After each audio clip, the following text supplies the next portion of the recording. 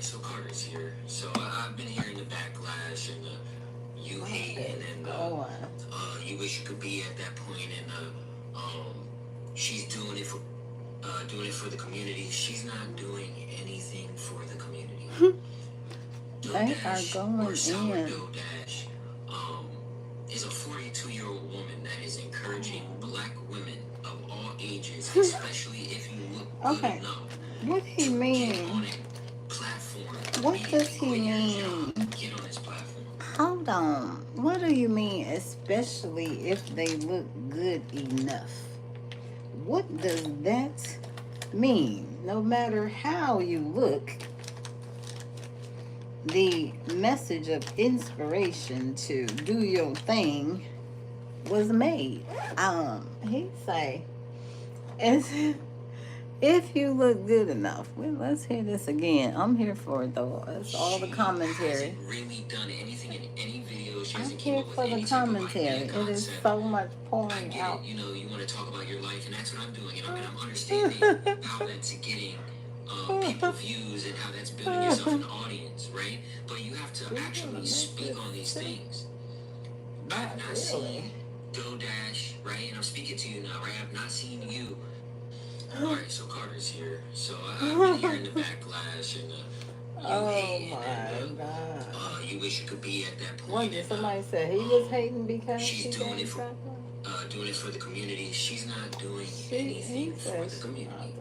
Nothing. DoDash or Sourdough Dash. Oh my God! Now they got the other name. Woman that is encouraging black women of all ages, especially if you look good enough, to get on a platform. I'm doing some smaller twists, y'all.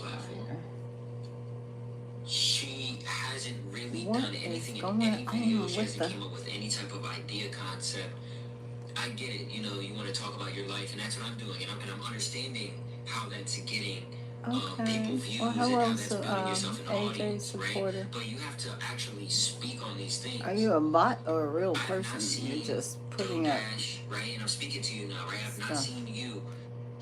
All right, so Carter's here. So I've been hearing the backlash and the you hate and then you wish you could be at that point. I'm just listening to some of this low-level YouTube stuff that's going on. DoDash or Sourdough Dash is a 42-year-old I'm just amazed. Black women of all ages, especially if he said, especially if you look good enough. Why isn't it just no matter how you look? She hasn't really done anything in any video. Hey AJ, how are you? Type of idea, concept. Oh, you're saying you're real, you're not a bot. So you wrote all of that? You wrote all of that Trump spiel, or you already have that written and you just kind of, you know, it's attached to your name? I was just curious. You must have that pre-written. All right, so Carter's here. So I've been hearing the backlash and the yo. You hate and you wish you could be at that point. And, there's no way you wrote all of that by hand. Did you really? Are you serious? Like, don't tell a fib. For real? You like sat there and pulled up the screen and you wrote all of that? Konnichiwa. I don't know what language is that. Mandarin? Konnichiwa. No, that's Japanese. Joy-san. I only know a little bit of Mandarin, a little bit of Japanese. Wait. Don't get tied in here. Sorry. I'm just here for all of, I don't know if you guys, where y'all saying hi from? Where y'all saying hi from? Text to speech? Okay, how do I press that? Let's see. Because y'all need to hear what it highlights the channel as.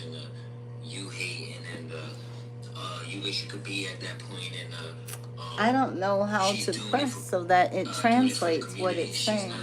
I'm just twisting my hair smaller while I'm listening to some of this backlash, and it's just. Thank you. Thank you, Mr. Neil Sanchez. Hey, Germany, what's shaking? How are you doing? Whoa. I'm just trying to retwist my hair a little smaller so I can put it in some more versatile styles. I get it. I You hope you want to all talk are about your doing life, well. and that's what I'm doing, and I'm understanding The late how done the that's Democratic getting Party with the South, people so views voting and how for the that's building Democrats yourself an will audience, support right? the But South you have to actually rising speak again. on these things. Okay.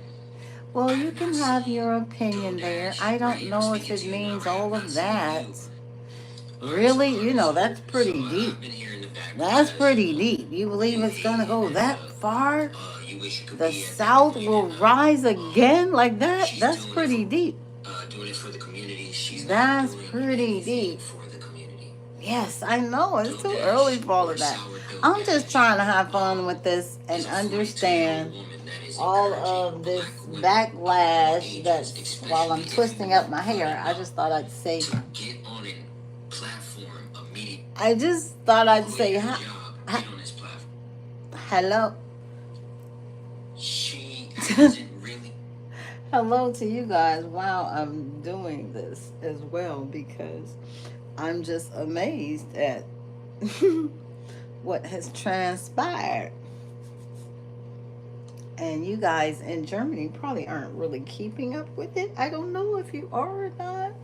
Over here, we got like some low key stuff going on with our little, uh, with our YouTube.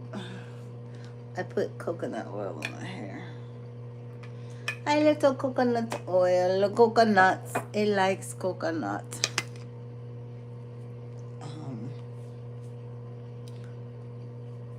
With what's going on over here in our little YouTube streets. But it really just boils down to what I say all the time about people having your own level of discernment. You have to think for your freaking selves.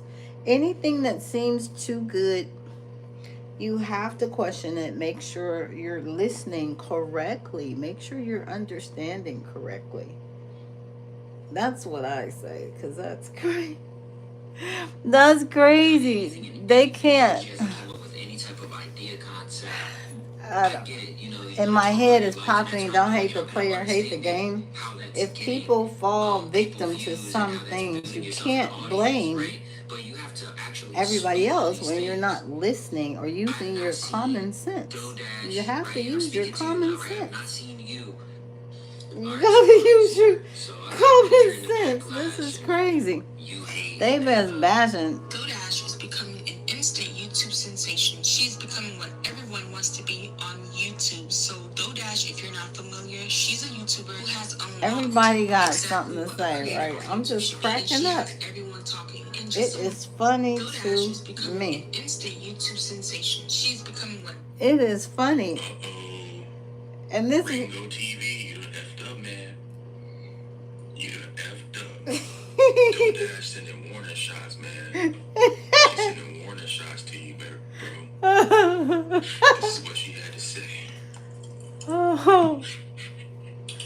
I'm saying how I hear it. Don't come for me. Okay, I love you. I love everybody. But I'm crazy.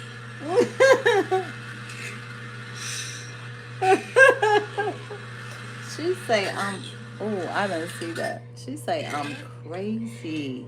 She said, what does we're making videos about what does that mean? You know, wow. She said she love you, but she ain't working with a full deck. That's what she said. What does that mean? Oh my God, I haven't even seen that before. Ringo TV, you done effed up, man. You done effed that up. Ringo did go in. Sending warning shots, man. He went in. Sending warning shots to you. I mean, but that's what this social media is just about. Discovery. It's fun. It's entertaining. And when people put themselves out there, everybody, I mean, you're just open.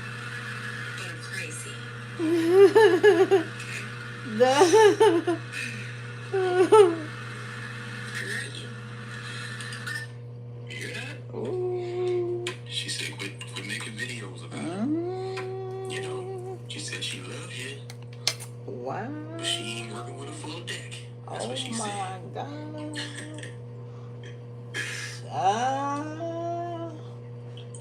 That's That's a whole nother Rain on level. TV, you done effed up, man. That's a whole nother You done level. effed up.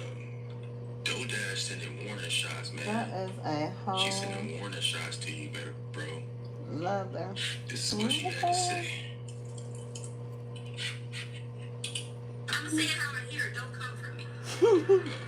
Okay, I love you. I love everybody. I love you. Oh, that reminds me of my cute little lady that passed away. Holla. She used to say, I love you. But don't. She said quit making videos about her. Oh. You know, did DoorDash single-handedly destroy YouTube's algorithm? God. Frequently, I'll let you know. Oh my. It's so many single-handedly comments. destroy YouTube's algorithm? Frequently, I'll let you know. This is too many. The DoorDash phenomenon. I remember when I first came across Latoya's page, DoorDash, in case you guys are wondering who she is. It's so many She had people. about 5,000 subscribers at the time. Oh my She God. was DoorDashing. She was in her living room dancing. Everybody and done just was did high their energy. thing. And I am a former DoorDasher. They deactivated my account, so I couldn't dash anymore. But I still did What Uber happened? Eats, and I was happy to see her. What happened? This is Miss saying, "We got the order." Tara Naturally. She's I would cute. go around picking up my Uber Eats How orders y'all and tell my doing? husband I Call got her the order. D. And she just really brightened up my day. She made it very What y'all clear talking that about? she can definitely make a living. You on want braids DoorDash and or Uber Eats dreads? if you put in the work. Because there are two She's different just so things there. Which dedicated one and you want? hardworking How is and your just hair a now? So I'm just making little smaller twists. I'm just breaking these down a little smaller. And you can do I'll have a little more versatility. She had Well, about that's all. I'm 5,000 just making them a subscribers little at the time. She Ciao. was DoorDashing. She was in her living room dancing and just was This is a high crazy energy. little And I am phenomenon. a former DoorDasher. They deactivated my account, so I What? couldn't dash anymore. But I So still I'm did just Uber using a little Eats, and I coconut was happy to oil see and water, her and I'm running just doing around a getting simple orders saying, "We got the order." I two just thought that was so funny. I would go strand around picking up my twist. Uber Eats orders and tell my husband, "I got the order." That's funny. Got me a strong coffee. Let's get it on poppy. Ice cream with my magazine. This is the best device we've ever made.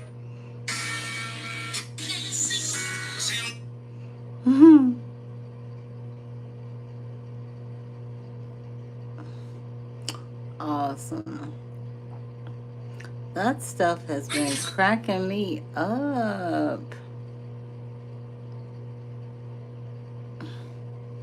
That stuff was cracking me up. And this lady on, what's her name? She purchased a little book. So I brought DoorDash strategy, YouTube strategy. That is funny to me. I don't know. It's too easy to find information these days, and you can just do that stuff yourself. She said, but it's 13 minutes long, and She did not. This is Miss Tomika Norval. You know, I seen another YouTuber talking about it, and she was kind of upset that, she went into selling. I just don't know. This is crazy. This is crazy to me. On YouTube. That's just crazy to me. Hope y'all are doing okay. Common sense during the American Revolution to think for yourself. Oh my gosh, Ryan, yes. Like, yes. Just basic common sense. Basic common sense. Literally, really, some basic common sense. That's it. That's just it. And like, that's why I just love what I've been saying all along. Like, take a message for what it is, but have your own discernment to really take it for what it is. So I look The at message. it like,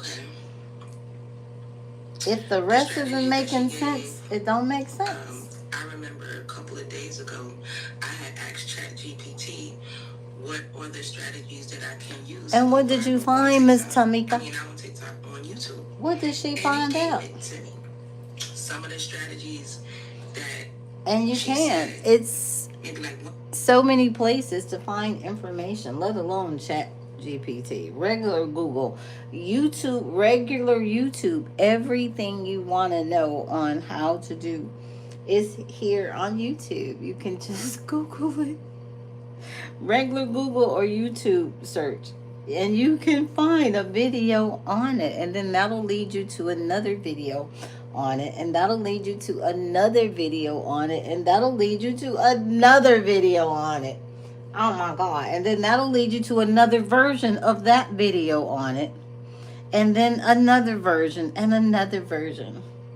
You can find out anything. I don't care your age, 50 and up. I don't, just get out of wanting some of this easy, simplistic stuff, because that's what you end up getting. Super simplistic. A guy that is taking you nowhere. That took you absolutely nowhere. You could have went nowhere on your own. You could have went nowhere right on your own. That's the truth. You could have went nowhere on your own. And nobody got time for all that, right, Miss Tamika? Was ChatGPT had gave me the same thing. You just don't have My thing is time for all that. The only way that you can go far. We don't have time for all that. To go with God. You feel what I'm saying? Like, it's really no strategy to YouTube. It's just one of your videos got to go viral, and then it just keeps going like that. It's gonna catch. Right, I agree with her. It's just doing what we do and keeping it moving from there. You know, and just grow there. Keep doing what you're doing. It's no quick fix, no super quick formula. You know, little tricks of the trade, I guess, learning to edit and things like that. But for the most part, it really is just doing what you do. Like, somebody might want to learn how to make these tinier 2-strand twists. And someone may not. But there's always someone that can learn something, you know. And especially 2-strand twists, because it's so cool to make. And so simplistic. And so simplistic, right? So, yeah. Right? Tamika, let's see what else Tamika is talking about. I've been on YouTube since 2008. Have I posted constantly? No. Have I recently started posting so constantly? Many of us have not. Those people that was following before didn't even know who so was. Many of us have not. Before I started the YouTube, which is, I want to say, give me 12 days ago, when I started making long form videos. 12 days ago. About 12 days ago, right? I started making long form. Of course, those people is not going to come view my shit because I've been inconsistent. I'm not consistent. So now that I've been consistent, I'm starting to see it grow, right? So it's all about consistency. It is. Like even with my let us hit on that. Consistency.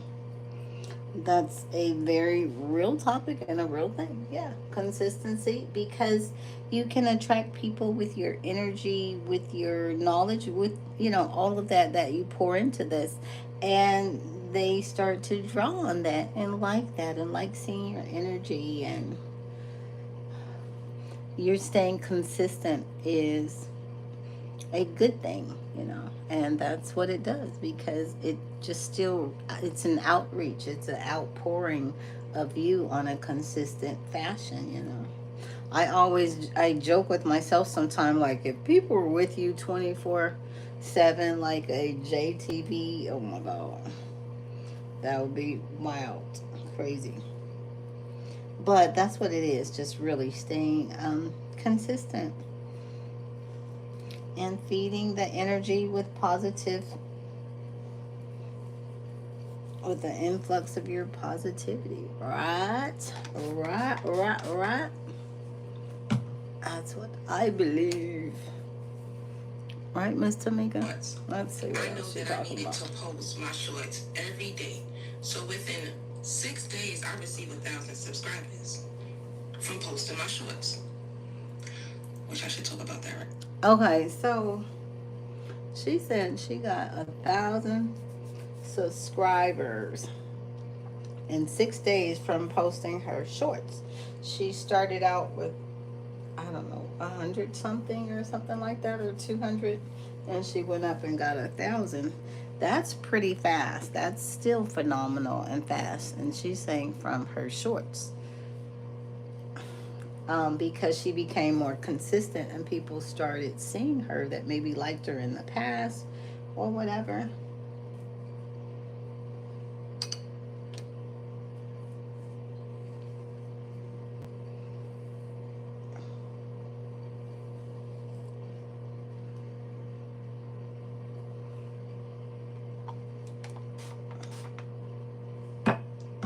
I love my hair feeling moist.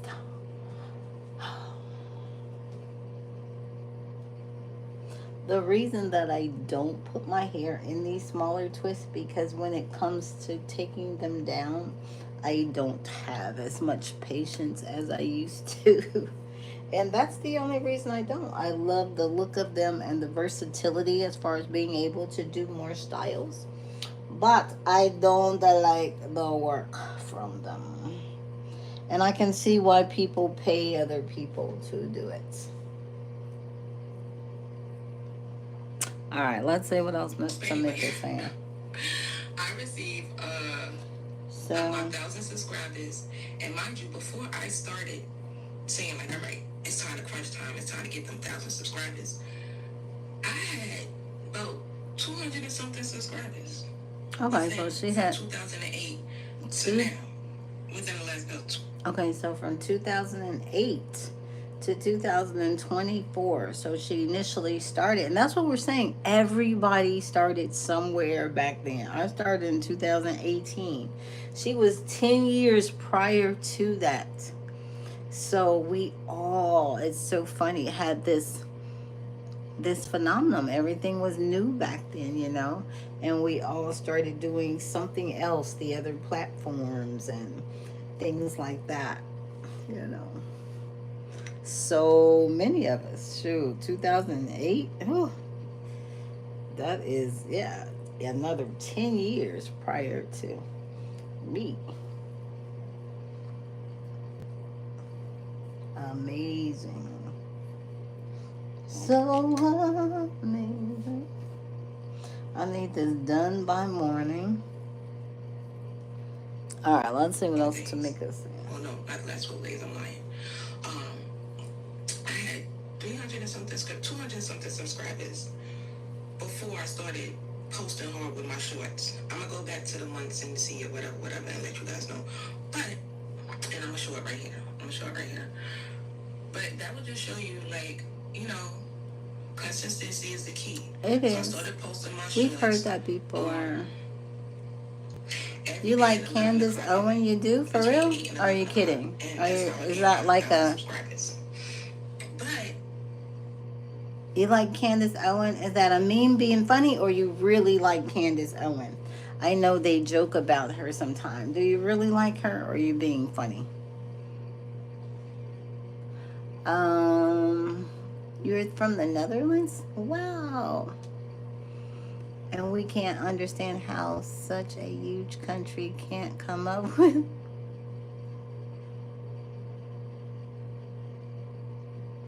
93% of the Netherlands would vote for Kamala? Really? Wow.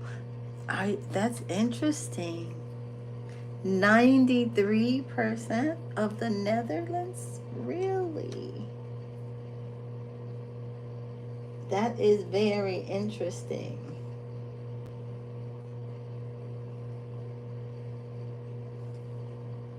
That's very interesting. Thank you for that. Wow. So is the Netherlands share in a democratic view? Yeah, we're kind of shaking our heads over here too. Believe me, if the rest of the world is wondering how, some of us are wondering the same thing.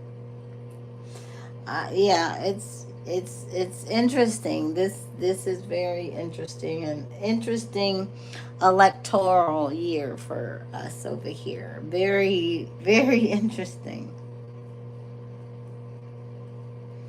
Very interesting, boy, I tell you. And today is the day. It's quite interesting. I don't know in you all's country, what are they saying in other countries? What are, that's the Netherlands, like Germany or UK. I haven't looked at their news to see what I know. I need to. One of my friends always says, Jenny, watch the BBC. You can learn how everybody else looks at the US. Watch the BBC and see the opinion of the other country, what they really think about the United States. This hair has grown back. Oh my God, so tiny.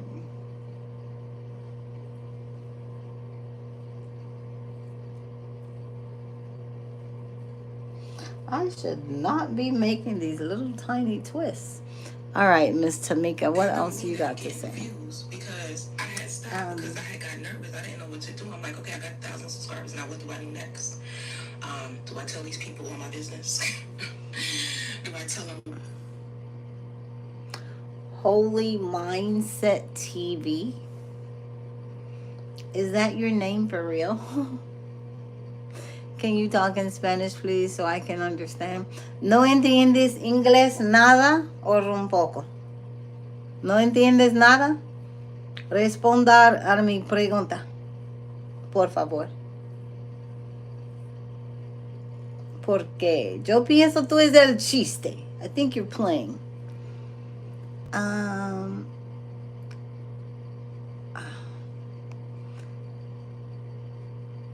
You like the BBC? Is that true? You like BBC?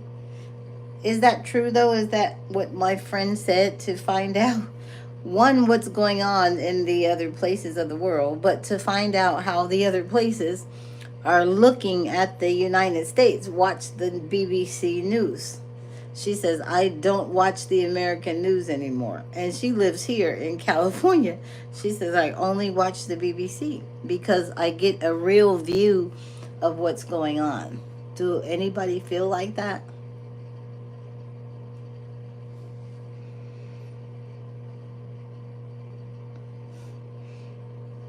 Do you have a religious channel?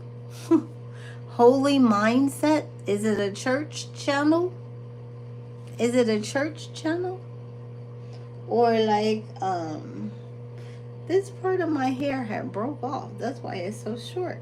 But it was like that little. And I made some rosemary oil. And it's just grown out like a lot. Look how long it is now. It's there. It was like that. I can twist it now. We're gonna just twist it up. That's the name of your channel? The Me Too Twist the Truth.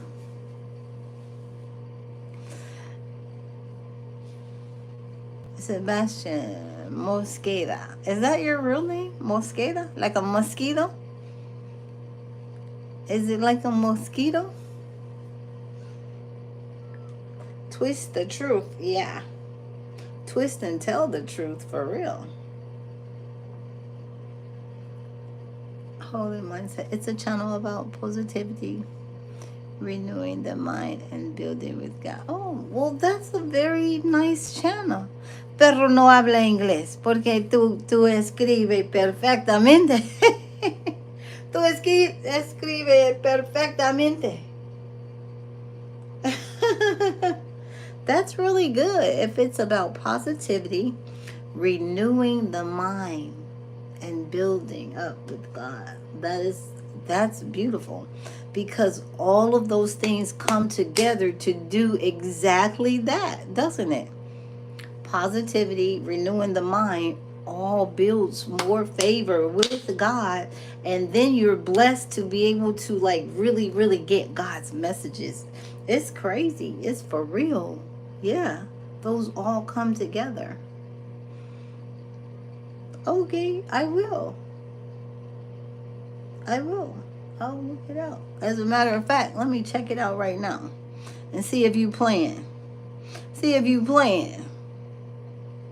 I want to see if you playing.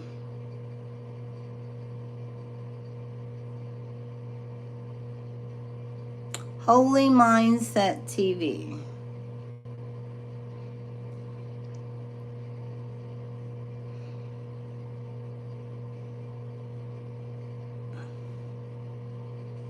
Whether it's in business, in sports, in politics, or in any other field, I can guarantee you that they all share one common trait. They refuse to make excuses or complain about their circumstances. They simply focus on what they can. Okay, this is crazy because I just did a post on that today. This is crazy. This is what I'm telling you. Nothing is coincidental. I think uploaded a post because I saw a quote too about never complain or explain yourself. Don't blame stuff, right? Control. Life is so much down and get to work. Simpler when you know what else happens when you adopt this never complain and never explain? When you stop explaining yourself to people and just do what works for you. Isn't that amazing? Is this you? That's so true. Let's hear what else he got to say. You're entitled. I'm sorry. You're entitled to what? Your outlook on life starts to shift. Instead of constantly looking for things to complain about, you start looking for solutions. Instead of dwelling on the negative. Oh, okay. That right there says it all. Instead of looking for things to complain about, find solutions, you know? Like me, my little vicarious situation is like you can complain about it or God will bless you with some solutions. And I swear, it like never fails. Like I am trying to, my best friend passed away and her funeral is Wednesday. And my funds are so limited. And I'm like, okay, God, make a way for that to happen. I have to go. But at the same time, I have to have shelter over my head.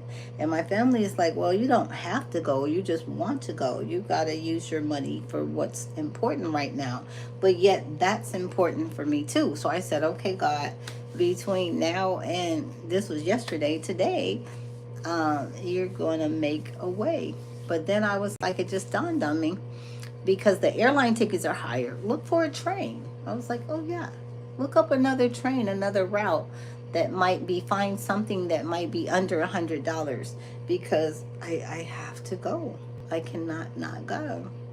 And I'm not going to worry about it, you know. God will make a way. I'm not going to complain about it. I'm just going to see how it works. And that's all we can do. Focusing on the positive. And focus on the positive. It's a complete paradigm shift, my friends. And it's one that can have a profound impact on every aspect of your life. Because when you stop complaining and making excuses, you free up so much mental and emotional energy. You do. Oh my gosh, you do. Think about the energy used to complain and bitch and feel sad and mopey about it versus the energy that we have to put in to work toward a solution, a fix, an answer, or open up and listen to God's answers. I swear, that's so, man. Making progress and achieving your goals. Just imagine how much more productive and focused you'd be if you didn't waste time and energy on complaining and making excuses. Imagine how much more you could accomplish if you redirected all of that. And listen, in our political climate, is this a I look at this like a Republican view as well as a Democratic view. Both sides also say the same thing. People are fighting, oh no, this side is that, but really both sides are saying this exact same thing. overall. Okay, they don't want complainers. They don't want people bitching all the time. They don't want moaners. They want you to do something, and they want somebody to do something about something. But they're both really, both sides to me are saying this exact message as well. Stop complaining, do something about it, get your votes in. But it's really not even on that super level. That's why I was just telling my little sister, I was like, we really need to be worrying about the people within our community. That those branches, those politicians that really will make a change in our lives. Way, way, way, way, way up there, we're still going to be struggling. We're still going to be doing the best that we can do for ourselves. Nothing is about to get easier or simpler anytime soon. We got to make this for ourselves.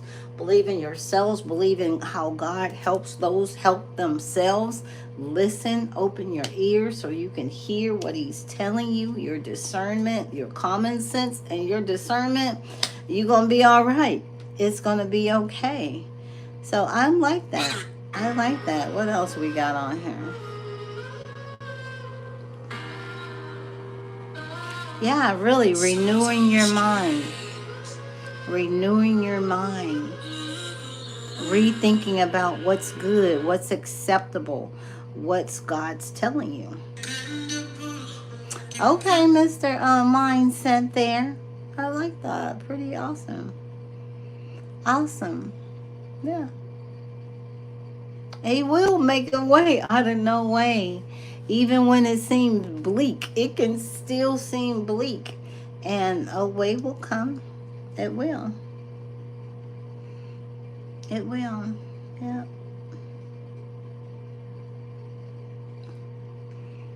Like they say, if you believe, right? You just have to believe. Maintain the faith. I have been maintaining the faith of half. I cannot believe my little braid is grew. This thing was like this tiny. It broke off. I was like, why did my hair break off in the top there? Stress, worry. That's what happens. Okay. Well, we have a new set of little twisters on that side. Now it's making me want to make these a little smaller, but we're not. We're going to keep it moving. We'll move over to this side. But yeah, well, thank you for sharing that with me. I will definitely subscribe on here. And return the favor back. Please like, share, comment, subscribe. I don't know why I'm running into tongue twisters these days. I think it's aging. It's just aging. Which is something to pay attention to. If you all notice, I don't know the age range that's on here. If you guys notice any changes in those speeches, stumbling over words, start paying attention to that. To pay attention if it gets worse, if it gets better, what it's associated with. You're very welcome. You're very welcome. Did you subscribe to my channel? Let's subscribe to each other. I appreciate that. If it's interesting to you. Only if it's interesting to you. I don't want people that just, you know what I'm saying, aren't really interested. Don't do it just to do it. If you find something interesting about it, my little page is kind of like it's not that it's all over, because everything that I do, I'm going to tell you that right now, tell you that again, everything that I do is under a health and wellness umbrella, down to the crazy comedy satire, my crazy stupid humor sometimes that makes me laugh first, then maybe others, but usually, I don't know, other people find some of my stuff funny. Down to me talking on your health improvement, be it weight loss, be it paying attention to your blood pressure, be it the talk to men, oh my God, to pay attention to their health, pay attention to their prostate levels, pay attention to lowering testosterone, know the symptoms of those things. Ladies too, everything falls under that umbrella. So like now being new on YouTube and it finding a niche for you, it is what it is for me, because my message is always related to you all's health and your quality of life improvement, that, and through God that happens, And God blesses some of you all to run into someone with a message that is just, you don't realize sometimes there is a message that is just for you, just for you. Something, because I know it happens for me all the time. And I'm like, God, I really, and I'm coming to love it because I used to be astounded by it. Like, oh my God, how was I thinking that? I didn't tell nobody but in my head and ask God, or I've been wondering about that. I've been perplexed about that. That's been on my brain. And the next second, the next day, the first thing is the answer to what I was wondering or what I was talking to God privately about in my head. It comes through somebody, the first person's message. I just click on and it's like, really, I do that a lot. I'm like there's the answer.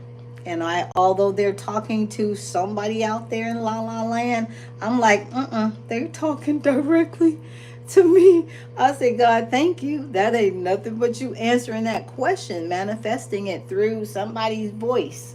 And I swear that happens so often now. I can't even, I keep saying I can't even make this up because it's astonishing. And I stop, I keep it to myself now. Sometimes I used to be calling people like, can I just tell you just what happened? Because I would be so amazed. Like, there is no way that's happening like that. Like, how? I didn't even say it. I didn't speak it out on the phone. So I can't say, oh, the bots heard it and brought that to you. But there is no way for some of these things to happen and unfold how they unfold without saying nothing outside of my. See, like this, it keeps messing up. It doesn't want me to say my message of goodness to you guys. That's crazy. It keeps unconnecting. It was running fine. Now it's recalibrating. But anyway, but yeah, so we just got to do what we do with our own discernment and keep it going. So that's me, yeah, in a nutshell. So yeah, everything I generally do is under a health and wellness umbrella for just better quality of life, and that's that quality of life improvement, and that's that. And I love touching just one person, and I generally do just for one person. Touching just one person makes it all right. Makes it like job well done. Job well done. Okay.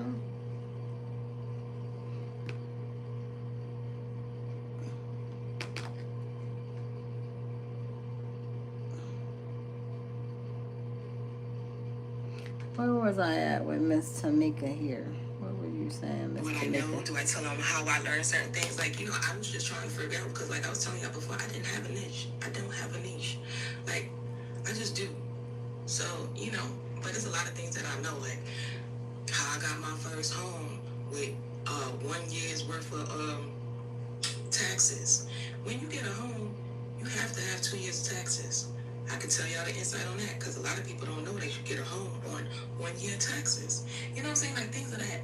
So the strategy that she. Okay, so we want to share information. Okay.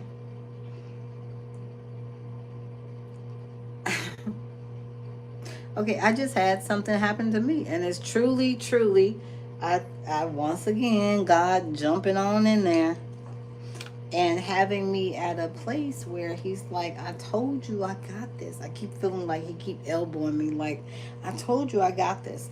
Okay, so in her video, she is making reference to, just sharing ideas and knowledge. And that's what I'm talking about. I keep talking about creating this community of women entrepreneurs, new YouTubers, 55 and up, that want to be in a just that small community of 20 women committed to share knowledge, growth, motivate, inspire, be there for each other, push each other's success, and just a community of support. I think that would just be amazing to have, right?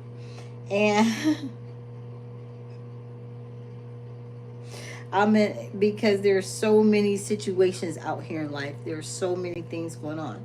So, like she was just saying that she could share how to get a house with 1 year's worth of taxes. You should have 2 years for the most part. So, what do you do? What do you say?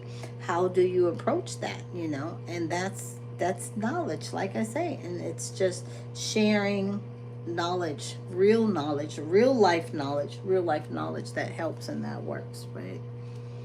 Um,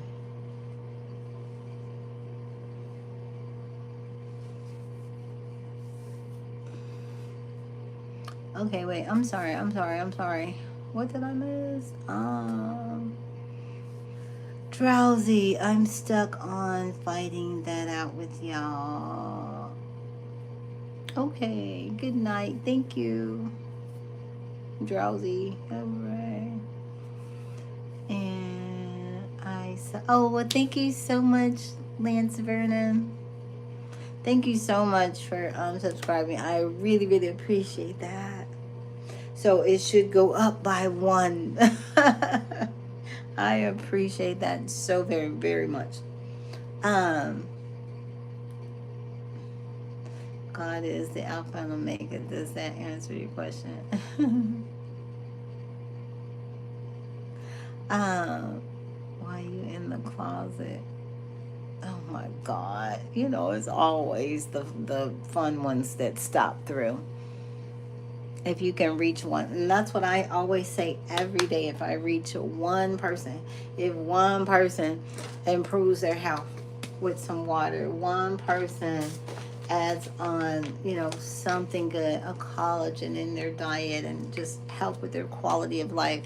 One person, okay? If one person agrees to add some more, okay, I'm going to focus on 10 minutes of stress relieving exercises during my day, just one little tiny thing, then job well done, you know. But I'm blessed. Usually I reach more no matter where I go, out at the supermarket, the gym. I run into someone that is appreciative for some health and wellness knowledge that's coming from a true heart, a sincere place, to change their lives. Because that's what it's about. That's what God's mission is, and that's all I know. And it's going to grow from there. I cannot wait till this growth skyrockets. It's just amazing. Um, Africana, yeah.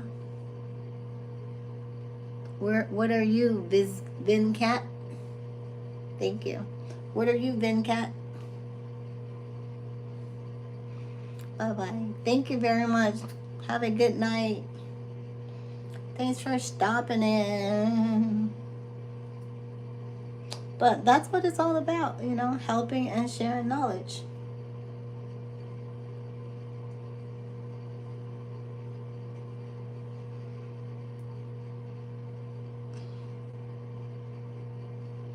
House of Pain. Oh my God.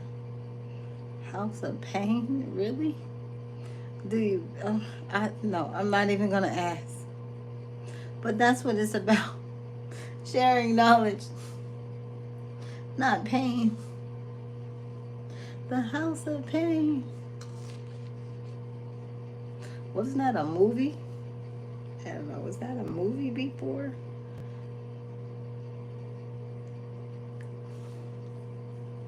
I'm not even going to ask.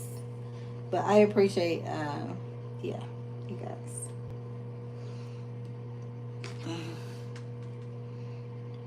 I can't even ask. I cannot even ask. Let's see what else is Tamika talking about. And then I looked at it like, all right, you charged us $19, right? It was $19. I meant if I don't know. Did I have it to give? No. I didn't even think twice about. I didn't even know there was a little booklet coming out. Like she, the one that I don't pushed me know.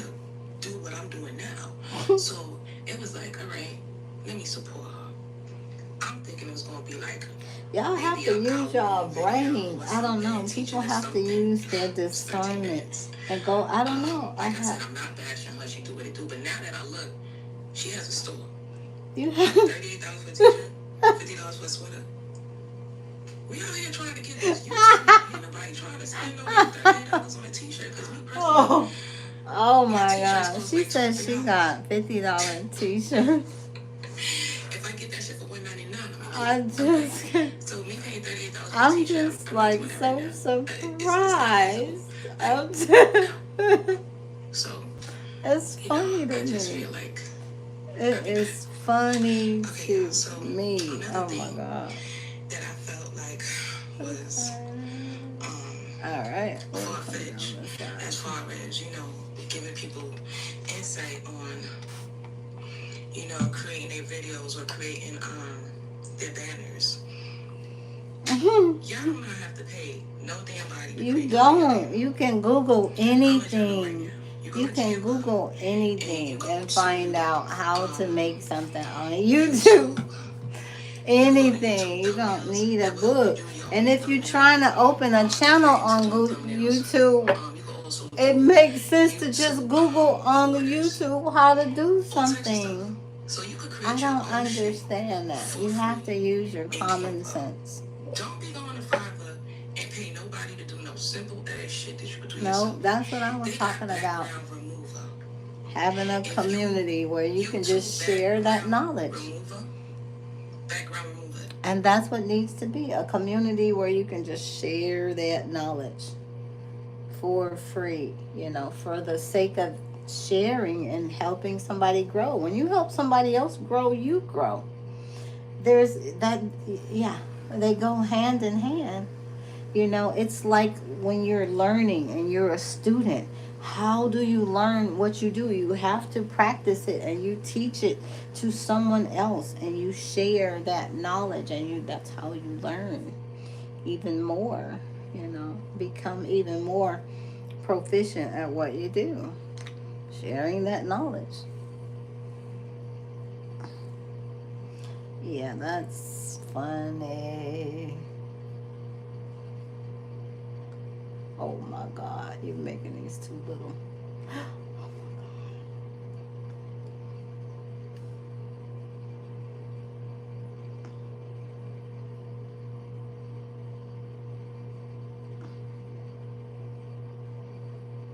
That is how you do. You grow. It's free. Yeah. You upload your picture and it removes the whole fucking background. Whole background. Yeah. People don't even know. Whatever size you want. You can do so much on Canva, even with the free one. The free Canva. Just. I don't know. I'm not trying to make nobody spend no more money than they ain't got. And I felt like that's what happened. There's so many people mad. They are mad. They are so. They're so mad. I can't believe it. They are so mad. They are pissed off. Once I get big, because I'm gonna get big on YouTube. It's gonna come because I got the patience. I have the patience. I have patience for a lot of Yep, and that's all it takes. Patience. Things that I don't believe that I had patience for. Yeah. I got my patience, and we all ran across like this. Breeding is a class. Somebody's offering a twisting class where they should just watch this, ask me how to do it, and practice with me while they're doing it. And they trying to get shit in the pocket. That's simple. I like her. Man, it's just simple. But this is just my raw opinion. Yeah. Like, say when I get big, right? Because I am. So I'm going to speak it into existence. So when I get big on YouTube, right? Everybody that what y'all going to know me for is she's a hairstylist. She make wigs. She had a rough time. She get herself back. Blah, blah, blah, blah, blah. She make a hair growth oil. Like, I make a hair growth oil, and I ain't even put the link for y'all to purchase nothing. Like, who don't these days? I have a hair growth oil. Go get it, but I'm here on YouTube. And that is how to grow my community. My hair growth oil grew my little part of it. This thing. No, where's it at? Where's the little tiny one? You want some hair growth oil? This little bitty one. Yeah, but that's not what. This was so tiny. That was nothing. That was long. Yeah, I spent the $20, but at the end of the day, I'm kind of not upset. She's not upset. So that's a good thing. Everything, yep, is a lesson. We have to, everything is a learning lesson. It gave me something to talk about. So that's how I look at it. Now it opened up my brain. It did. Oh, now I gotta get these but y'all got to use common sense. People have to use common sense. Oh God, I remember one time I got took by a scammer. I was so outdone. I said that will never happen to me again. They played on my kindness. Oh, I was mad. I was mad, and it cost me $1,000. I said never again. And it'll build up a paranoia in you where you definitely will pay attention after that. I could not believe it. I'm like, oh my God, they played right on my kindness. Freaking scammers sitting over there happy got that $1,000 out of me. I was done. And did not see it coming. Just play, and people will, and it's so sad, but they will play on your kindness and your weakness, Awful. I was done. I was so mad and hurt at the same time. Like, how can you just take somebody's money like that? Their hard-earned money. Their hard-earned, oh my gosh. That takes so long to make when you're working hard for somebody, It does not come easy. And to have people out there and their only motive is to just take it from you by convincing you to do something and watch you slowly do it and keep working you. Oh my God. I was done when I realized it was just a scam. I was like, never again. And they don't care. They're so heartless. And that is why when I run into scammers, I just say the prayer that God pays them back, for all of the scamming that they're doing onto people and hurting people. May it come back to them 10 times fold, but not just to them, to their relatives, to their friends of their relatives, to their friends of their relatives' babies. I do. I take it all the way there. I don't know if that's wrong, but I do. I take it, oh my God, 10 levels deep when they're trying to scam me. And then they come out of their mode and they start calling me names. And I don't care. I said, see, I knew you was a scammer. Because it's not right. It's horrible. It's just not right. So I say my scammer curse upon them. And generally they get mad and then they go away.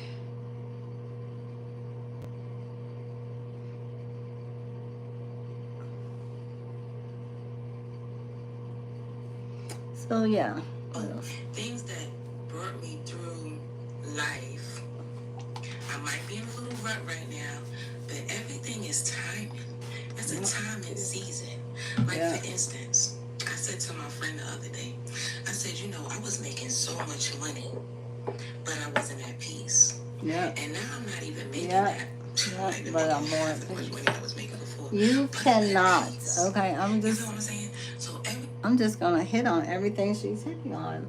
She was making way more money, but not at peace. That's illness. You can make a lot of money, but be in a state of illness, and that's not good because you will break down at some point.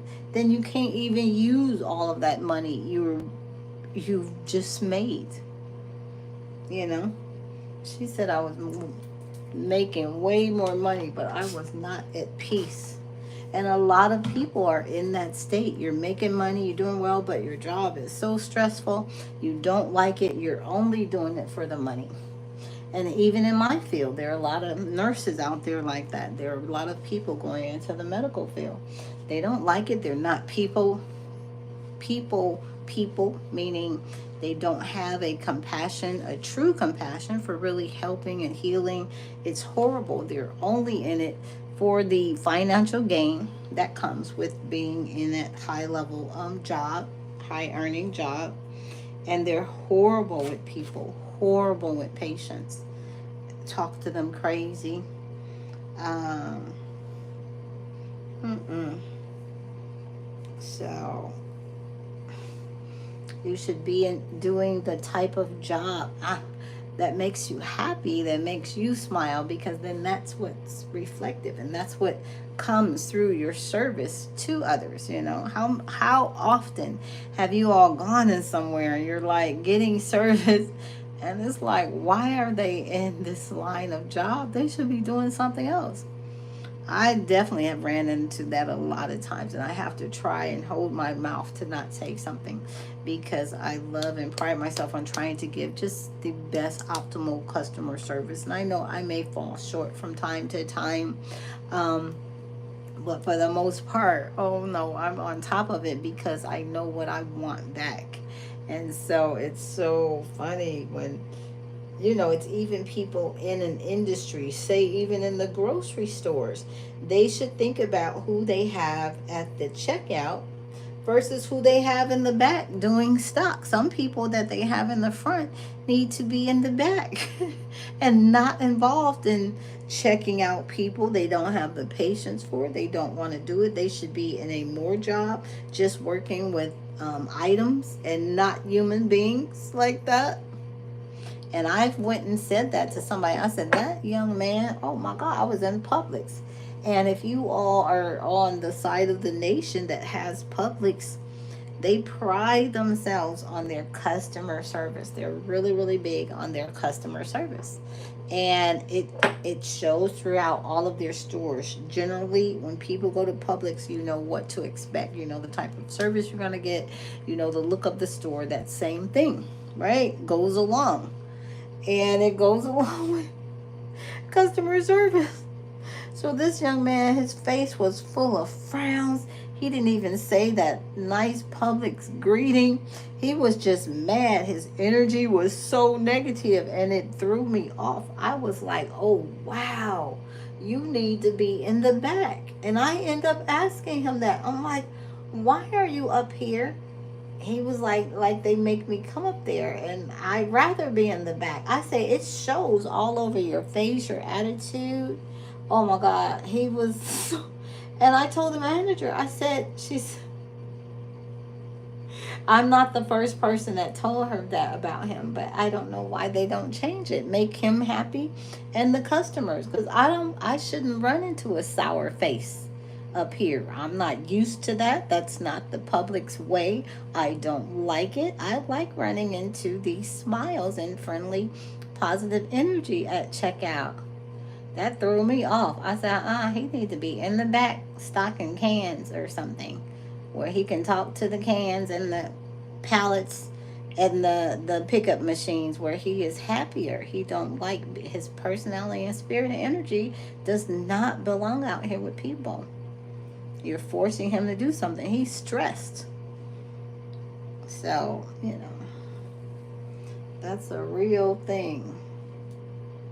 That's a real life thing. Thing that you go through is for a reason. Because I'm going to get back there. I was already there before, so there's no reason I'm not going to get back to where I was. So why not teach the people what I do know that got me to where I am today? Mm-hmm. And then as I grow, I can give y'all more information. Mm-hmm.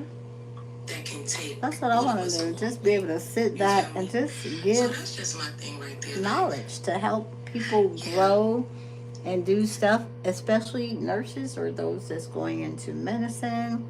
Just give y'all knowledge that you should need, and it shouldn't cost. It'll come back to you in other ways. It will. It'll come back to you in other ways. That I do know. That's for real, for real.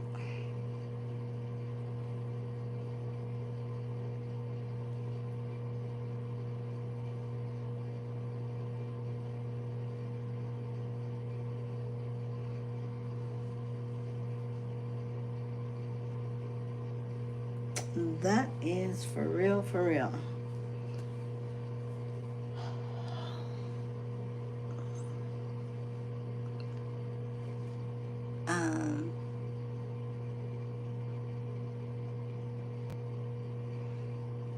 No, I don't you talking about?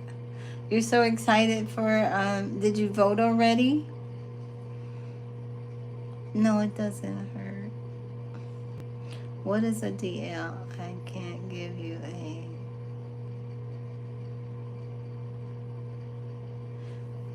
I can't give you a gap. What is that? I don't know what you're talking about. But if you're being silly or stupid, I really don't know what you're talking about.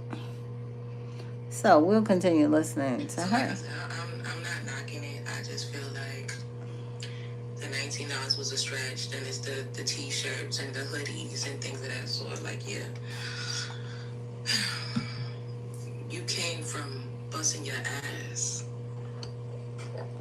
Now you chilling, sitting on your ass. But now you trying to take from people that's trying to get their asses together? Yeah, it don't make no sense. I ain't gonna say that I ain't gonna watch her. I'm gonna go watch a little something because she gave me the encouragement. If it wasn't for her, I wouldn't have been here but today. It's just a so you message. gotta give Johnny his jacket when it's due. Sometimes you, right, you give credit for the message, take the message and move on. If nothing else fits you, nothing else fits you. When you see it's needed, break it down in that form. Anyway, yeah, so, like I said, I'm gonna start being more consistent, which I'm trying to be. But yeah, this is just something that I wanted to touch on, like for real. Because it was just like, when I seen somebody else talk about it, but she didn't purchase it. I actually purchased it so I can speak upon it. You feel what I'm saying? Yeah. So, yeah. Y'all have a nice day. Happy Sunday. You know, I got this bump right here that shit hurt, but so it's going to go away. It's going to go away. If y'all got any remedies for me to get this bump away, let me know. Because it hurts. It's been there for a while, and I'm just tired of it. Like, it goes and comes. Cold yeah, sore? it's hurt right now. I just squeezed it. Like, some shit came out, but it's just been there for a while. I don't know. But anyway, alright, next one up drop here. that chip in the comments. Alright, well that was pretty good, Miss Tamika. We appreciate that. What else we got going on here?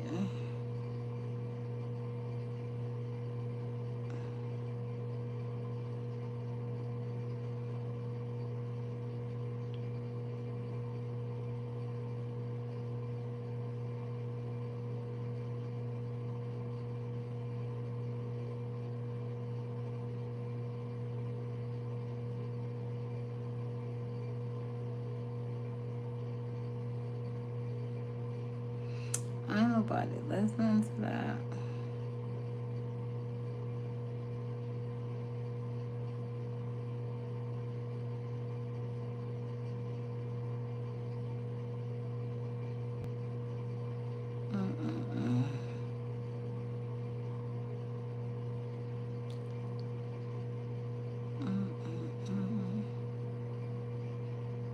There's some crazy stuff going on. What is people doing to people?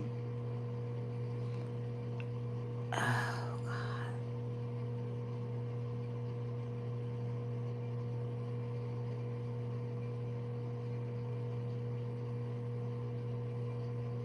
Hey, what? I'm 55, and here's how I ended years of persistent hair loss. Here are the 3 most harmful. You have a vault of hundreds of unreleased songs. Are you ever going to release them and let us hear? One day, someone will release them. I don't know that I'll get to release them. Prince, the innovative, one-of-a-kind artist who's given us so much great music over the decades, has been found dead. Was this a tragic accident, or are there darker reasons for his mysterious death? You know what the elevator is, right?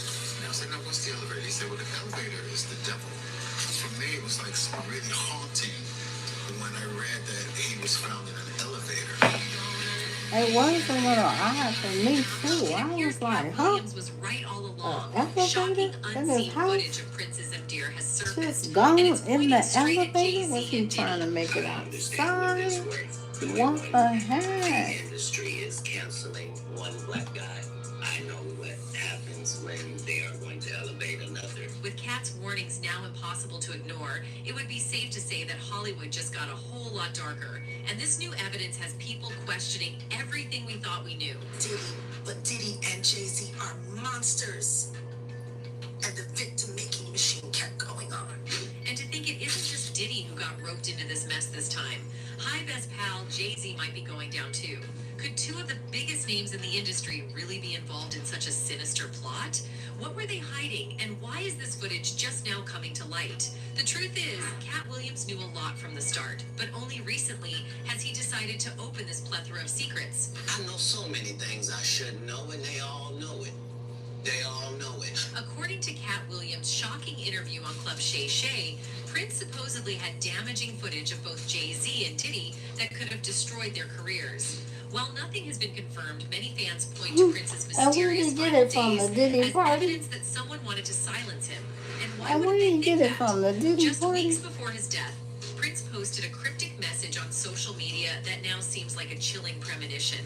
Just when you thought you were safe. At the time, many fans dismissed it as typical Prince mystique, but in light of recent revelations, this message takes on a much darker significance. After regaining control of his master recordings from Warner Bros. In 2014, Prince had achieved a hard-won victory. Yet exactly 2 years later, he would be found dead at Paisley Park. Well, this is certainly the sort of news that you don't want to believe is true, but Prince has died at the age of 57 years old. In those final years, Prince's behavior shifted dramatically. He implemented strict new security protocols at Paisley Park and became intensely selective about his inner circle. But did any of it help? No. That also really concerned me because it made me think that, wow, so you mean you do all these things to take care of yourself and you die so young? His concerns extended beyond personal safety. In his final weeks, Prince had serious conversations with close associates about what he perceived as dangerous elements within the music industry. He spoke candidly about powerful figures and the consequences of challenging them. His particular focus was on controversial industry practices, including exclusive parties where young artists felt pressured to attend to advance their careers. A crucial development emerged in Prince's relationship with Jay-Z. What began as a professional partnership deteriorated significantly in the months before Prince's death, leading to tensions over his music catalog, the very thing he had fought so long to protect. And I did all the work. I created it, so I felt like it should belong to me. That said, the companies felt otherwise. These circumstances raise essential questions. What prompted Prince to fortify his security so drastically? What information made him so concerned about industry practices? And what triggered that final cryptic warning about safety? The answers may lie in examining Prince's dealings with Jay-Z and a streaming agreement that would later spark major legal disputes. But to understand the full picture, we need to look closer at how this business relationship unraveled. When Jay-Z announced Tidal as the new home for Prince's music catalog, fans celebrated what appeared to be a victory for artist ownership. Yet within months, Prince would discover something that made him regret trusting his fellow artist with his life's work. The initial Tidal agreement called for Prince to stream one album exclusively on the platform for 90 days. Prince saw the platform's promised artist-friendly model as aligned with his long-held values about creative control. Tidal is a new company. It's brand new, Prince explained to Ebony months before his death. When there's a company like that, or the OWN network, situations where we finally get into a position to run things, we all should help. But the seemingly straightforward deal soon changed course. Multiple sources reported that Tidal began pushing for full ownership rights to Prince's entire catalog, far beyond the original streaming agreement. This alarmed Prince, who had spent years battling to regain control of his master recordings from Warner Bros. After Prince's death, Tidal began streaming his complete catalog without permission, despite the original agreement covering just one album. This led Prince's estate to file a copyright infringement lawsuit against Rock Nation, igniting a fierce legal battle over the artist's music. Jay-Z's response came through his lyrics 1 month after Prince's death. Prince left his masters where they are safe and sound. We are never going to let the elevator take him down. While framed as a tribute, many interpreted these words as a dig, since Prince was found dead in an elevator. Not to forget, he had a rather suspicious view of them. The time when I was with him privately, he said, you know what the elevator is, right? And I said, no, what's the elevator? He said, well, the elevator is the devil. As Cat Williams observed, streaming platforms should function as delivery services without claiming ownership of the art they distribute. The title situation exemplified how even artist-run platforms could perpetuate the same struggles for control that Prince had faced throughout his career. This conflict with Tidal marked one of Prince's final stands for artistic independence. But to understand the depth of his resistance to surrendering his catalog, we must return to where it began, with a teenage Prince signing his first Warner Bros. Contract, unaware of the battles ahead. In 1977, Warner Bros. Offered Prince full creative control over his first 3 albums, an unprecedented deal for an 18-year-old artist. The young musical prodigy signed immediately, unaware that this decision would spark a decades-long battle that would challenge the entire music industry. As Prince's popularity grew, Warner Bros. Steadily increased their control. Subtle suggestions about release schedules evolved into strict mandates over his music distribution. The situation reached a crisis point in 1992 when Prince discovered the true implications of his new $100 million contract. They would always hold this contract up and say, well, you signed it. And I say, well, I understand that. It's not like I want to leave. I just want to, talk about this thing and see if we can't make it more fair. Despite its generous appearance, the agreement gave Warner permanent ownership of his master recordings. Prince responded with a bold public protest, appearing with "slave" written across his face. His message resonated throughout the industry. If you don't own your masters, your master owns you. He viewed the contract system as fundamentally exploitative, trapping artists in agreements that stripped away their creative identity. As long as you're signed to a contract, you're going to take a minority share of the winnings. A select few of us will do well. The majority will not. In 1993, Prince changed his name to an unpronounceable symbol, a strategic move to circumvent Warner's control over his birth name. The media's inability to print the symbol led them to call him the artist formerly known as Prince. But the message was clear. He would not be bound by the DIY baking soda detox bath that soothes the skin and joints? What happens to your skin when you soak in baking soda? conventional industry rules. It sort of divorced me from the past and all the hang-ups that go along with it. Why then did you choose the artist formerly known as? No, I didn't choose that. That was Chosen for you. Prince received concerning warnings about Warner Bros.' extensive influence in the industry. Artists who challenged the label faced serious career consequences. The label's reach extended beyond music into various entertainment sectors, including connections to emerging industry figures like Sean Diddy Combs. The struggle continued until 2014, when Prince finally regained control of his masters. Throughout the battle, he consistently warned other artists about protecting their creative rights. Meanwhile, Diddy built his own power base within the industry system, forming alliances that would eventually intersect with Prince's story in significant ways. By alliances, we mean Diddy and Jay-Z, the most dangerous duo against Prince. But he wants one to back down, and Cat made sure everyone knew that. They've been a group. Everybody knows that. They've been aligned. If you stand against them, then they sometimes have a problem. But in 2005, while Prince was still fighting for control of his music, Diddy formed a joint venture with Warner Music Group, the very company Prince had been battling for years. Warner's CEO Lyer Cohen publicly praised the partnership as Bad Boy Records joined Warner, directly opposing Prince's mission for artistic independence. It seemed like Prince had specific concerns about Diddy's growing influence in the industry, particularly regarding exclusive gatherings that younger artists felt pressured to attend to advance their careers. These freak-off parties served a darker purpose beyond industry networking. Prince allegedly possessed detailed information about these events that made him increasingly determined to warn other artists about the dangers they faced. The severity of Prince's concerns gained validation when federal investigations began examining allegations and racketeering connected to these industry gatherings. Prince's warnings carried particular weight due to his specific knowledge of Diddy's business practices and private gatherings. While the exact details remained sealed, the information Prince held made him a potential threat to powerful industry figures. This knowledge may have contributed to his increasing isolation in his final years. Just like people have been commenting, Prince knew too much and wasn't afraid to speak up, while another added, chemtrails are a real thing. Prince was definitely onto something. Following Prince's death, Diddy's public statement about being heartbroken drew criticism, particularly from Cat Williams, who highlighted how Diddy's actions had consistently worked against Prince's interests. This disconnect between public statements and private dealings exposed deeper issues within the entertainment industry's power structure. The conflict between Prince and Diddy represented a fundamental divide in the music industry between artistic freedom and corporate control. There's a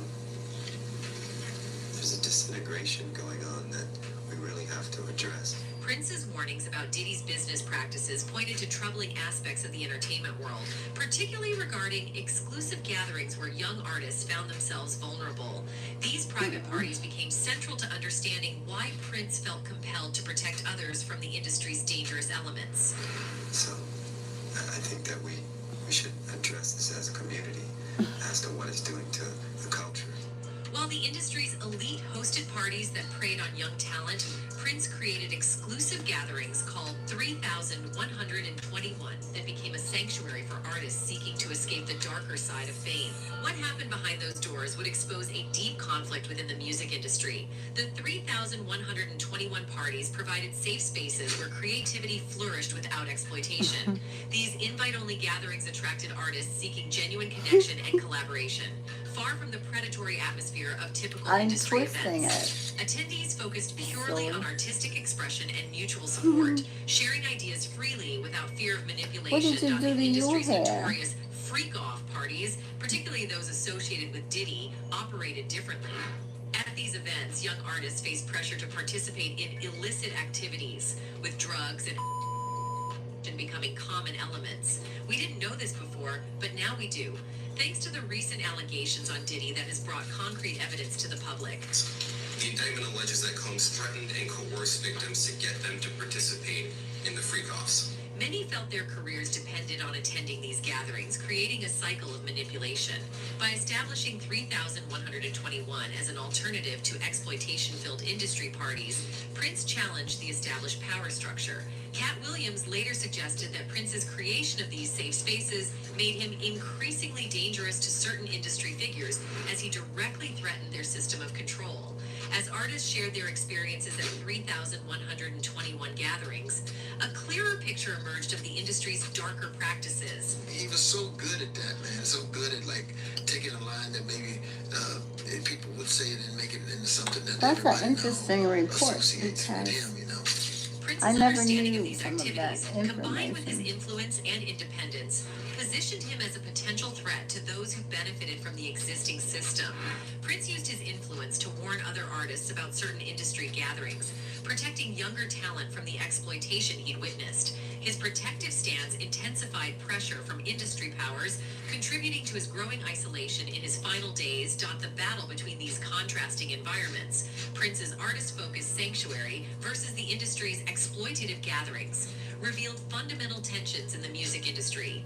This conflict set the stage for the mysterious circumstances surrounding Prince's final days, as he continued challenging a system he believed harmed young artists. Advent calendar. Look at the size of this. Now I just gotta figure out how I'm gonna open it. The story of Prince's 3,121 parties emerged as a crucial chapter in his later years. His effort to create an alternative to the industry's dangerous social scene sparked resistance from powerful figures, leading to consequences that would shape his final chapter. These parallel worlds, one built on artistic freedom, the other on control, illuminated the forces Prince confronted in his last days. His commitment to protecting artists through 3,121 ultimately placed him at odds with industry powers, creating tensions that would prove significant in understanding his story's end. The discovery of counterfeit pills throughout Prince's home raised immediate concerns, especially given his well-documented anti-drug stance. No doctor had prescribed these medications, creating a stark contrast with his usual careful approach to health. Prince, quote, "S initial experience with pain medication stemmed from necessity. Years of energetic performances in his signature high-heeled shoes had caused severe hip and ankle problems requiring medical intervention. He accepted pain management under medical supervision to continue performing. Investigators uncovered prescription medications scattered throughout his home, many outside their original containers. The disturbing revelation came when testing showed many were counterfeits, a detail that emerged after Prince's death. The toxicology report contained a devastating finding. Prince had exceedingly high concentrations of fentanyl in his system. This synthetic opioid had been hidden in pills he believed were Vicodin. The presence of these contaminated medications throughout Paisley Park indicated a systemic problem rather than an isolated incident. In the weeks before his death, Prince had sought professional help, believing he needed treatment for Vicodin dependency. Now, a prominent attorney here in the Twin Cities reveals one of his clients, a national addiction doctor, had made plans to visit Prince. He consulted with Dr. Michael Schulenberg for opioid withdrawal, anemia, and fatigue, actively pursuing legitimate medical care while unknowingly consuming dangerous counterfeit substances. Wow. The investigation into these medications' source produced no conclusive results. Who gave them Prince's those? family filed wrongful death claims against medical providers, arguing that treatment failures contributed to his death. Though courts ultimately dismissed these claims, the scene at Paisley Park presented a puzzling contradiction. Prince maintained strict control over his environment and health choices, yet investigators found numerous unidentified medications throughout his home. This unusual situation sparked deeper questions about access to his medication supply. The official ruling of accidental overdose left critical questions unresolved. The presence of fentanyl-laced counterfeit pills in the home of someone known for carefully monitoring his health pointed to gaps in security. As investigators dug deeper, they discovered key evidence had begun disappearing, just as it might reveal who had access to Prince's medication supply. As detectives investigated Prince's death, clear signs of a compromised investigation emerged, and everyone noticed. Something is not right. So when I heard about that, I just got a really sinking feeling, because that just, didn't make sense to me. The Carver County Sheriff's Office initially assembled a dedicated team to trace the source of the fatal counterfeit pills, conducting interviews and gathering evidence from Paisley Park. However, the investigation soon showed troubling irregularities. Key security footage from Paisley Park disappeared, recordings that could have identified who had access to Prince and potentially supplied the counterfeit medication found throughout his property. Those closest to Prince provided conflicting testimony about his final weeks. Some witnesses described him as paranoid and deteriorating, while others maintained he was energetic and focused on upcoming projects. The investigation overlooked critical events preceding Prince's death. He had canceled several shows and made an emergency landing due to health issues. Where there was a forced landing, allegedly because he lost consciousness. Requested an ambulance to meet an officer at Gate 1. Yet investigators didn't fully examine these incidents or their connection to his increasing industry conflicts. Instead, authorities rushed to conclude their work, focusing narrowly on the accidental overdose narrative despite the complex circumstances surrounding his death. We have a lot of pills that were scattered around, and the Watson 853 is stamped on these pills. So Watson 853 can be a legitimate pain reliever, similar to Vicodin.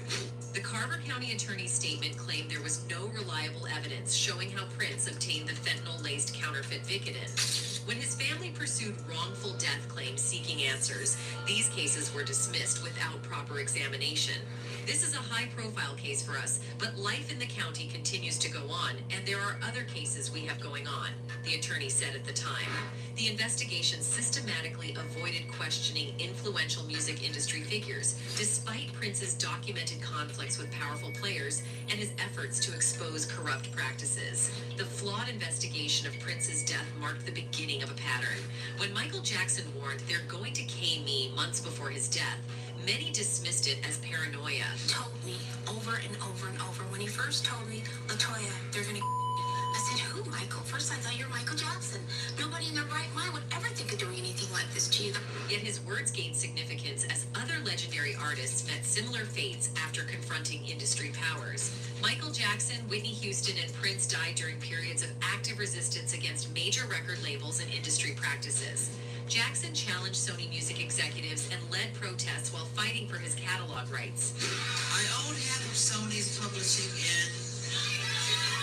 and I'm leaving them, and they're very angry at me because of it. Houston spoke openly about industry pressures and control as she worked to What's better for erasing wrinkles and tightening saggy skin? Is it collagen? Is it retinol? Or is it this mystery remedy that gave her independence? Prince gathered evidence about systematic exploitation while warning younger artists about predatory contracts. The circumstances of their deaths raised significant questions. Jackson's propofol overdose contradicted his documented caution with medications. All right, you're Houston's voting. Did drowning you vote? involved unexplained substance combinations. Prince, despite his clean living reputation, allegedly died from counterfeit pills without a prescription. Each death occurred at pivotal moments. Jackson during his This Is It tour preparations, Houston amid her comeback, and Prince while investigating industry corruption. The investigations into these deaths revealed concerning patterns. Evidence disappeared. Key witnesses remained unquestioned, and cases closed quickly despite unresolved issues. Kanye West later addressed these deaths directly, suggesting both Jackson and Prince were K-Ed to protect industry interests. A lot of people come up missing. Feels like it might be a lot of that in order to control, traumatize.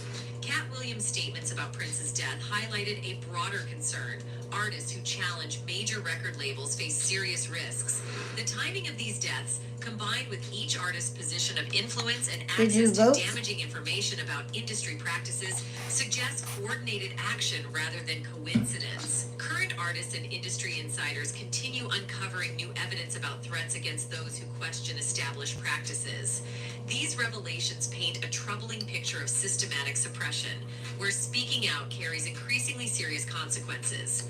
As more information surfaces, the connections between these deaths and industry conflicts become more difficult to dismiss. The pattern persists today, with new evidence emerging about threats against those who challenge industry practices.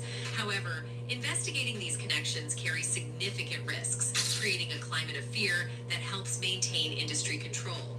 While the public focused on official narratives about accidental overdoses, evidence emerged of systematic efforts to silence those with knowledge of Prince's final days. What I know is that he was really health conscious. He was a vegan.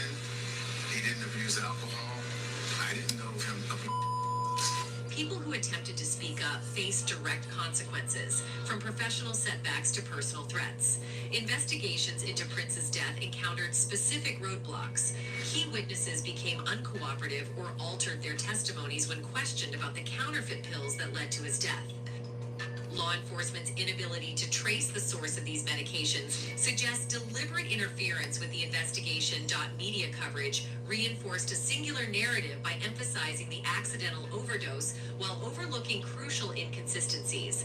Reports rarely address the absence of a fentanyl prescription in Prince's documented pain management history or examined how he obtained the counterfeit medication that proved fatal. Cat Williams brought renewed scrutiny to these circumstances, claiming possession of evidence that implicates industry figures in Prince's death.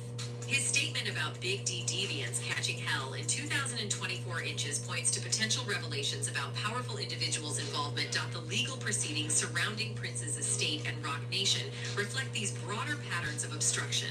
Court cases face continuous delays, with critical evidence becoming increasingly inaccessible, and key witnesses notably absent from testimonies. Kanye West's public statements have reinforced these concerns, drawing comparisons between Prince's death and similar patterns in the hip-hop industry. Saying they can control Shaq, they can control Charles Barkley, they can control LeBron James, they can control Jay-Z and Beyonce. This high-profile support has encouraged others to question the official narrative, despite documented risks to those who speak out. Current investigators describe specific forms of interference, technical disruptions during research, surveillance of their activities, and direct pressure to abandon inquiries. These tactics extend to potential witnesses, who report receiving warnings before scheduled testimonies. As 2024 approaches, those holding information about Prince's death face mounting pressure to maintain silence. However, the increasing number of industry insiders willing to challenge the official account suggests the truth about Prince's death may soon emerge, regardless of efforts to suppress it. Evidence points to coordinated actions by music industry powers to control the narrative around Prince's death. Yet as more witnesses come forward, this carefully maintained version of events shows signs of unraveling, bringing us closer to understanding what truly happened during Prince's final days. The investigation continues as new sources step forward, despite the risks. Their testimonies could reveal how industry figures orchestrated both Prince's death and its aftermath, reshaping our understanding of this tragic event. Having turned down millions from Diddy and witnessed Prince's struggles firsthand, Cat Williams says he's been prepared preparing for this moment since age 12. His recent warning about industry misconduct and corruption points to extensive evidence he's gathered over the years. Williams and Prince maintained a close friendship for decades, during which Williams documented their interactions and conversations. Knowing my entire life through all of his changes, I was able to assist him many times. Prince, who Williams describes as a strategic thinker, shared detailed information about concerning practices within the music industry, particularly regarding certain high-profile executives and their business operation. He was a high thinker and a guy that was always 30 steps ahead of whatever the curve was. The evidence Williams has accumulated appears substantial. He claims to possess footage and documentation that could reveal critical information about the circumstances of Prince's death, along with proof of systematic industry misconduct. Because in 30 years, I've done nothing but collect information, knowledge, and your secrets.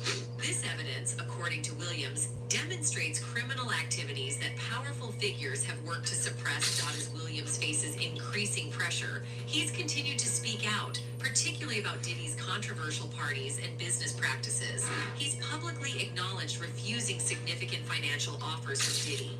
Maintaining these were attempts to secure his silence. Now, I've had to turn down $50 million 4 times.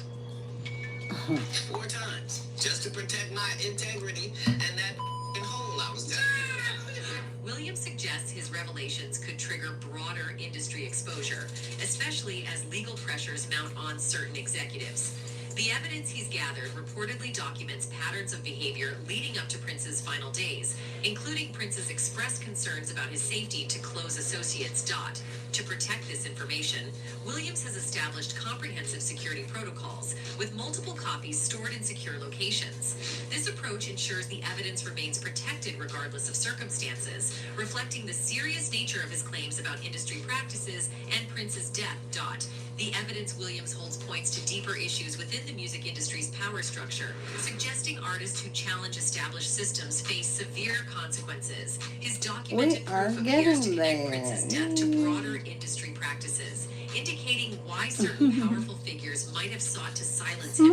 As the situation unfolds, the critical question remains whether this evidence will finally expose the truth about Prince's death, or if those implicated will prevent its release. The outcome may hinge on Williams' ability to safely present his evidence and the public's readiness to confront these industry realities. That's it for today, folks. Until next time, goodbye. Oh, is that it? I'm 56, and my husband says I have the jaw and neckline of a 26-year-old. How did I do it? I think that's it's all it. thanks to the power Yay. of his neck-lifting I think that device. is it. I think that's it. I think we finished at the same time. Yay. I think we finished at the same time. Everyone knew that this is what he was engaged in. This was an open secret in our Oh, really are just getting to the beginning of everything. People at the upper echelons of society and politics knew about this and they were okay with it. I said there's a race to this. And people, by virtue of being black, are asked to denounce Diddy because they're supposed to be representing blackness in the black community. It's amazing, Mark, that you always see race here. I'm rejecting the narrative that I've introduced race into this conversation. The conversation you literally said you wanted to bring race in. You did. I didn't say random white people in Hollywood. I didn't say random white people in the city. I said white people in Hollywood. To me, it feels like they're both wearing blackface. I can't sort through all of Kamala's various accents. There's so many of them. In front of a Latina crowd, suddenly she's Selena, and she's speaking like a Latina. I can't deal with it. As a black person, you should vote for the person that uplifts the black community. That's her.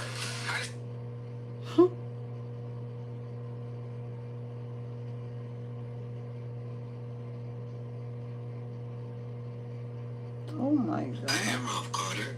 Fortunately for me in my life, I had the opportunity to work on a television series entitled Good Times.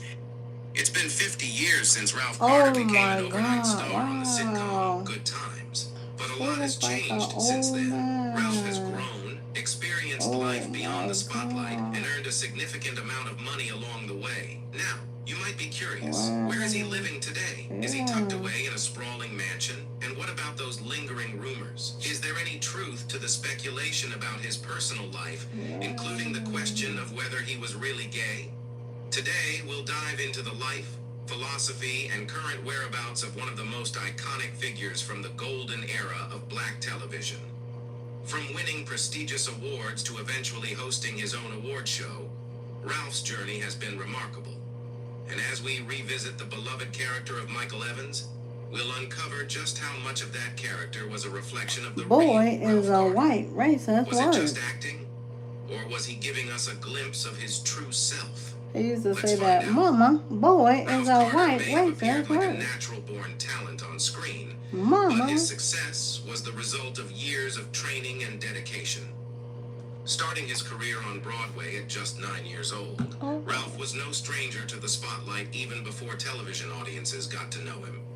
His big break came with his role as Travis Younger in the 1973 musical Raisin, a performance that immediately set him apart as a rising star.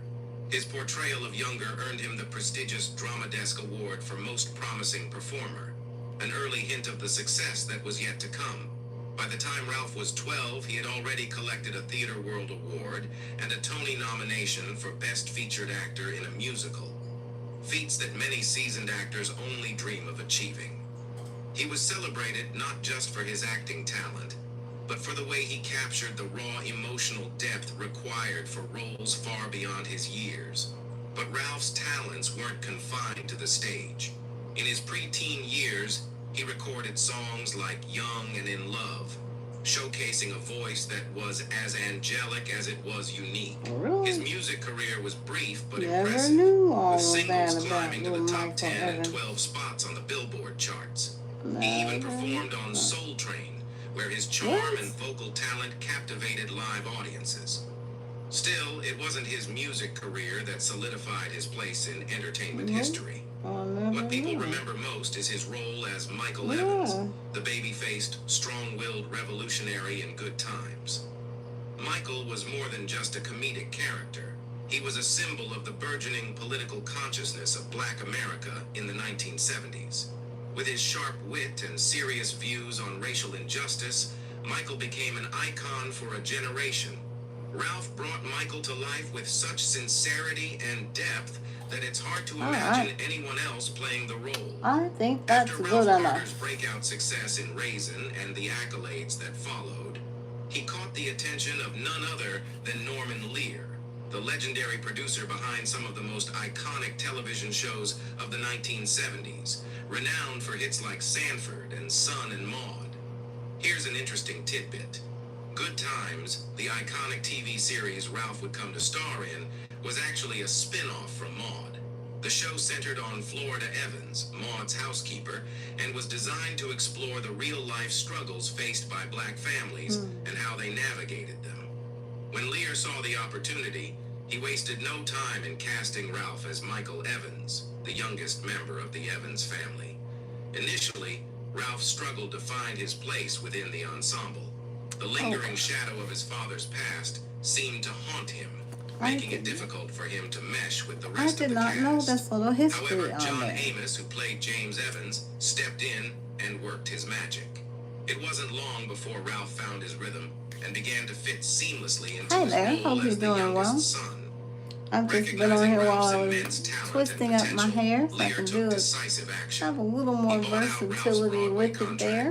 And brought him into what would become the dream team cast of Good Times. Ralph's portrayal of Michael Evans was nothing short of brilliant.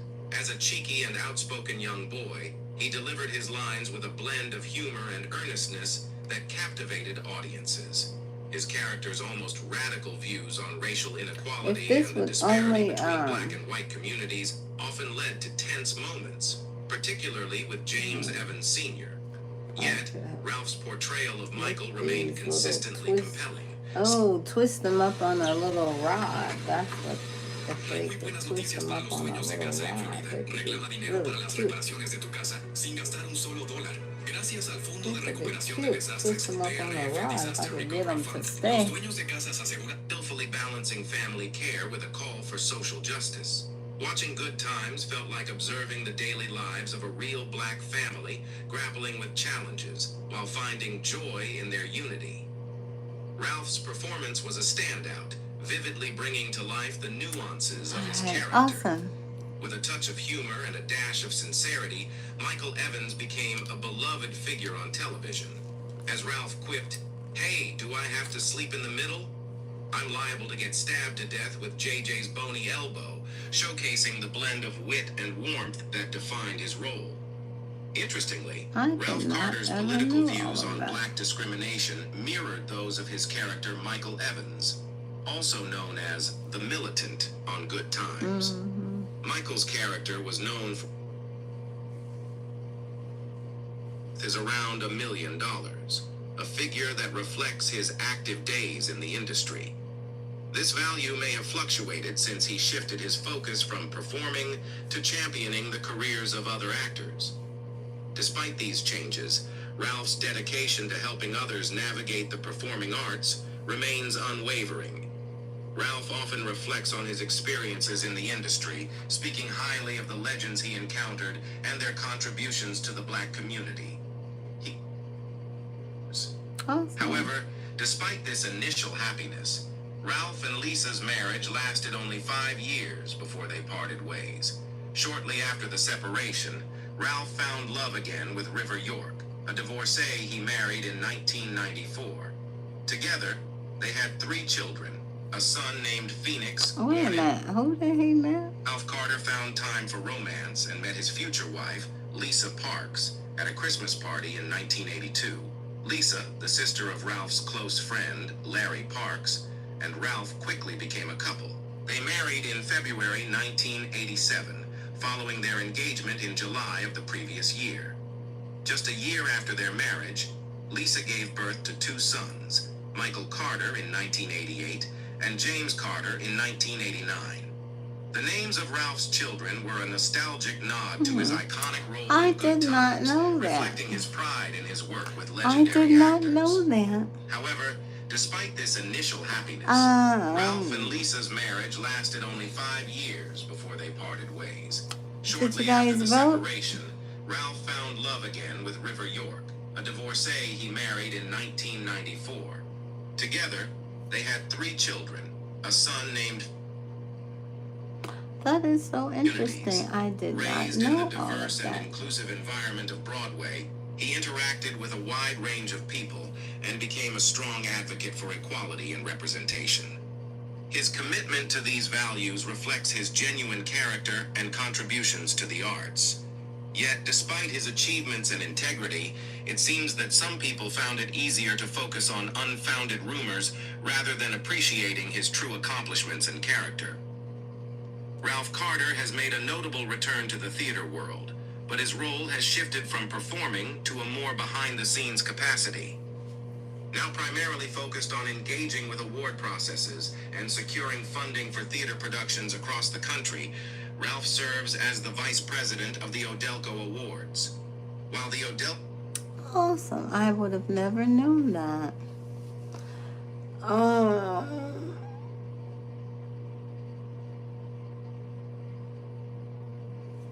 Yeah, they're all twisted up now. So, all done. Yay. So now I can do whatever. Pull them back, put them in a style, cover them. My little wigs can go on easier, but they're done. Or I can just untwist them and pull them out, and they should be, give a cute little twist. Or I'll try and, I liked them when I did them, they were like just really, really tight to my head. So it looked like a little short afro about that big. And I like that little look.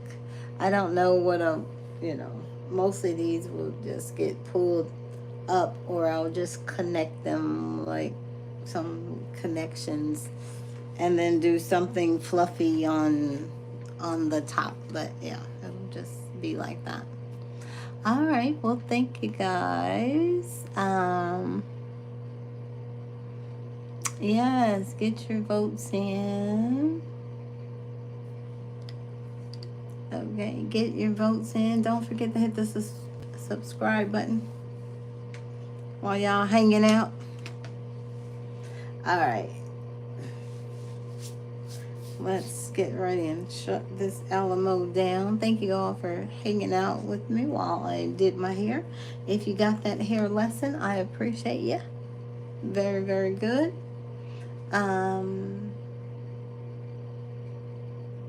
Yeah.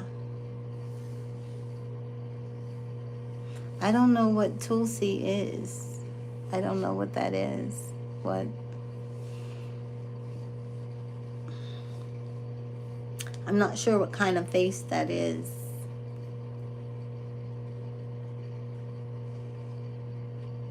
What's a Tulsi face? I don't know what a Tulsi face is. Is that something I can look up? What is a Tulsi face?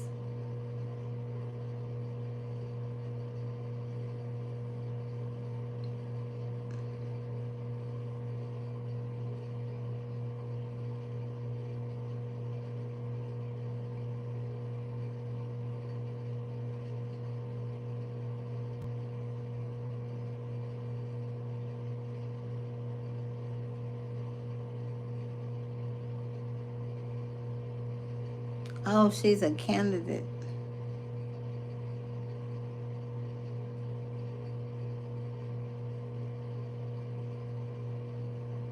So this is how I became the most interesting person in the room. Thank you so much. Here we are. The night before the most important election of our lives. Okay, she's a candidate person. Okay. I didn't know what that was. I didn't know. So your girlfriend favors her? Okay. Let's see. There's no place else. Okay. She looks like that? Is she a brunette like that too?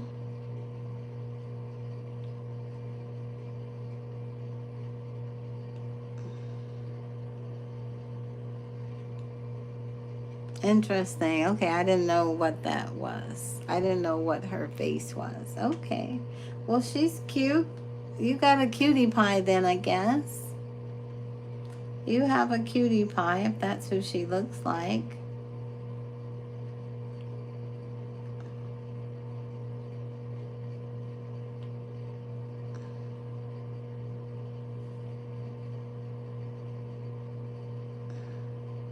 Girl, Jennifer Lopez is straight losing it after that FBI rape video with her and Diddy was dragged into court. And honey, this ain't just another one of those Hollywood scandals. It could really be the end of an era for both of them. What? Jennifer Lopez is doing everything in her power to avoid Diddy, but that's pretty difficult to do when there are a ton of photos of them together all over the internet. Keep in mind, these two dated through 1999 to 2001, and there's a lot of photos from Diddy's 2000 4th of July party floating around. I wanted to hear a readback of testimony relating to Combs' former girlfriend, actress-singer Jennifer Lopez, who was in the Navigator when it was stopped by police. An officer testified that everyone in the SUV was ordered to put their hands on the vehicle, but Lopez walked away, saying she was going home. Ayla, when she was dating P. Diddy back in the 90s, she was If I present blow during a dry my nightclub hair out, it'll in New probably York hang where way Diddy down. allegedly 3 people. But then he set somebody else to basically take the fall for it. They also seize evidence of the electronic devices that contain images and videos of the with multiple victims. And they seize cases and cases of the kinds of personal lubricant and baby oil that Combs' staff That's allegedly just horrible. Pursue your Horrible. passion for working Well, I hope you animals vote and prepare there. for an in-demand career in veterinary. Don't To forget. control lives. There's been talk for years about Diddy using his clout in shady ways, and now folks are really questioning if he's been involved in collecting these tapes as a way to Horrible. All right. Well, enjoy you all's day. I'm going to finish looking up some more stuff and get ready and lay it down because I'm done with my hair and got it all twisted. And I appreciate the company and the messages of positivity. All right, you guys. Talk to you guys later and have a great It's the 5th. The major date is here. Get out there and do it.